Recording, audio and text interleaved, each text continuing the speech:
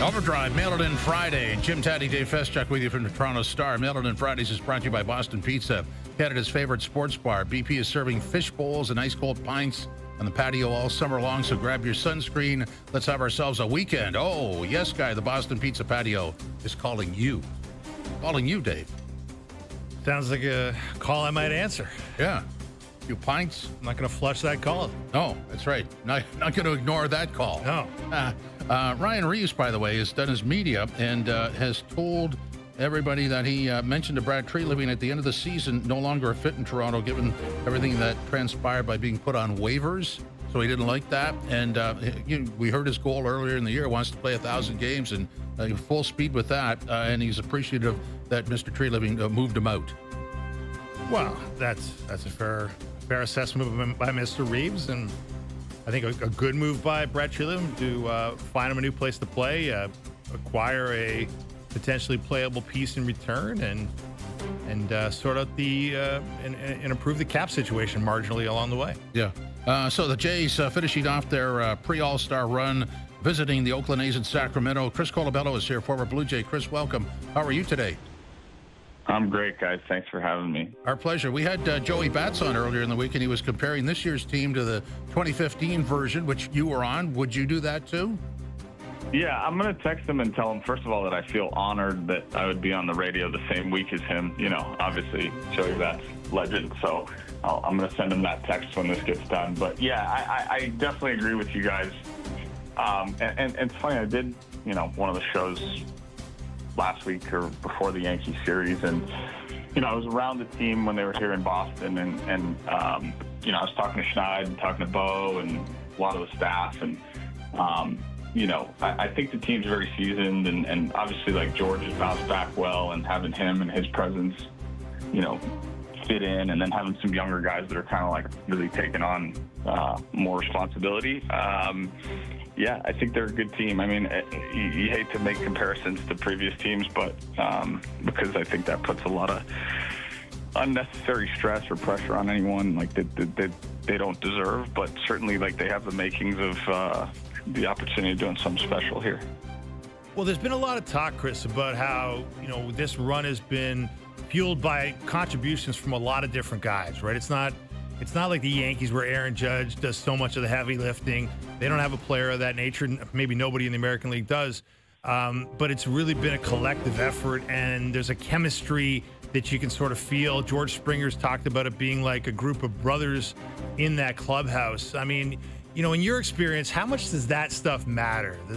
Just the closeness of a group and the feeling that everybody's picking each other up when they need it. It matters more than anything else, certainly more than talent.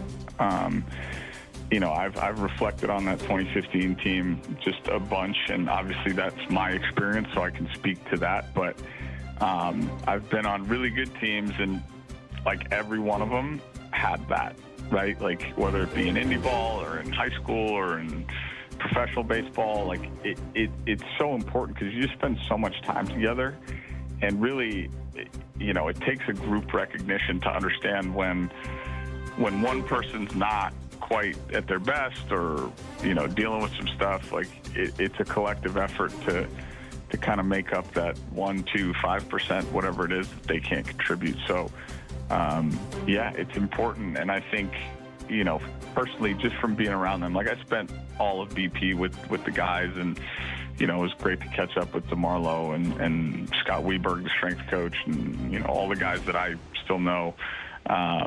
And you could tell, like, they've gone through some tribulations over the last few years. Expectations were high, and you just probably had a bunch of guys that, for one reason or another weren't ready for it. But now that they're kind of, more seasoned, and I think specifically to Vladdy and to Bo and, even George dealing with the injuries and things like that. And it's really, really important for teams to have that, because it's what gets you through the tough times, right? And it's what allows you to run off streaks of 9, 10 in a row, whatever it is. And those are the big things that you need to really flip the season on its head. I'm watching it happen here in Boston. You got to have a good run to position yourself to then play 500 baseball when things aren't going well.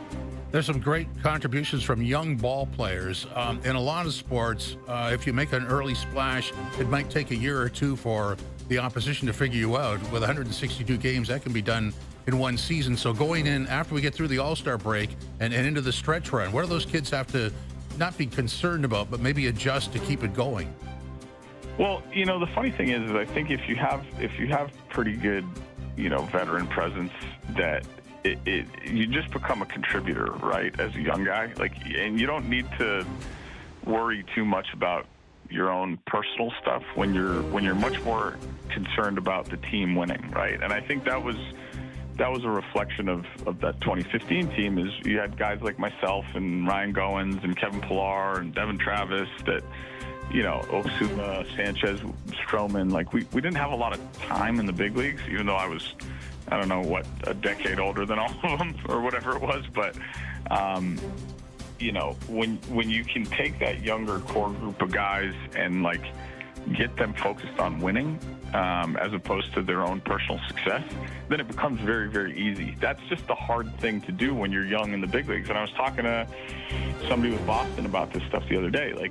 How do you get young players to not worry about themselves, right? Because it's hard. It's hard to be in the big leagues. It's hard to get media scrutiny and attention. And, when you go 2 for 20, you're stressing out and worrying about getting sent down or moved or whatever it is. And but when you can get young guys to really focus on the team, then it changes the dynamic. So I'm not necessarily worried about the Bargers and Clements and of the world that they're in a good position, and you can see that they're having fun. Even the the pop-up thing happened the other day, and I saw that, and Clement and Vladdy had their laughing moment on the field, so it was really cool. And when the older guys are promoting that, then it makes it significantly easier.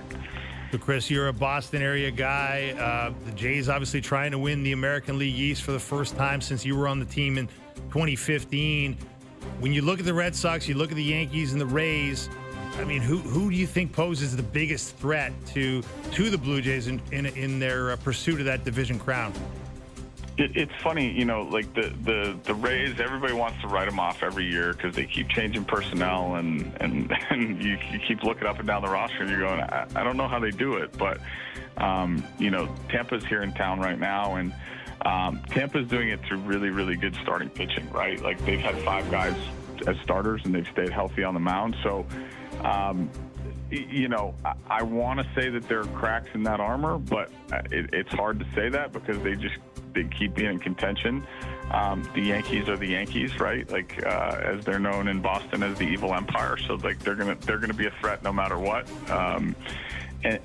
But ultimately, and I'm not saying this is a homer because I'm a homer to Toronto at this point. That I'm a Blue Jay through and through, but I think Boston is really coming together at the right time. The Devers trade was controversial, but I'm watching them play quite a bit, and they're going to get healthy here soon with Bregman coming back, and they just look like a team that's kind of figuring out how to win. Now, granted, they had the Nationals and the Rockies here in town, but they're still Major League Baseball games, right? And you got to win them. So it'll be really interesting. I think the East is going to be super tight and generally the best division in baseball. But if I was a betting man, I would say probably Boston and the Yankees. But too many times have I counted out the Rays, and then they show up late in October, and you go, how'd they get here? So it should be fun, though. I mean, it'll be really competitive. So that's the good part.